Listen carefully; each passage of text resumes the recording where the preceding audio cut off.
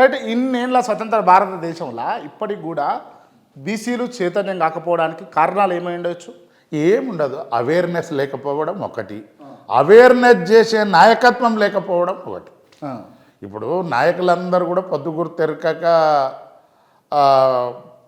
కొత్త బిచ్చగాళ్ళు అన్నట్టుగా రాగానే ఒక 2 ఏళ్లలోనో ఏడాదిలో ఒక 2-3 టేస్ట్ చూసిర్రు.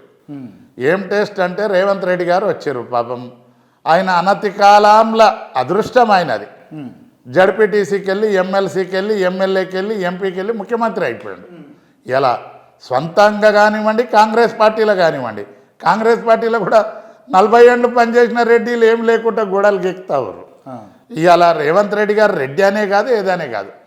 అది ఇవాళ ఏమైందంటే ఇప్పుడు ఆ రేవంత్ రెడ్డి గారు వస్తూనే కేసీఆర్ గారిని తిట్ల దండకంతో ప్రజలకు ఎందుకో ఆ ఎమోషనల్ అయ్యే గుణం ఉంది. ఓట్లు వేసారు, ముఖ్యమంత్రి అయ్యిండు. ఇవాళ ఇంకా కొందరు కూడా కొత్తగా వచ్చిర్రు, అదో ఇదో చేసి ఏదో ఒక పదవులు సంపాదించుకోర్రు. ఈ తిట్టుడు మొదలు రెడ్లనో వాళ్ళనో తిడితే రేపు మళ్ళీ మేము కూడా ఏదో ముఖ్యమంత్రి అవుతామో, రేవంత్ రెడ్డి లాగా మేమేదో అవుతామని అనుకుంటారు. కానీ అది కాలు జారి పంగా వలుగుతుంది. అది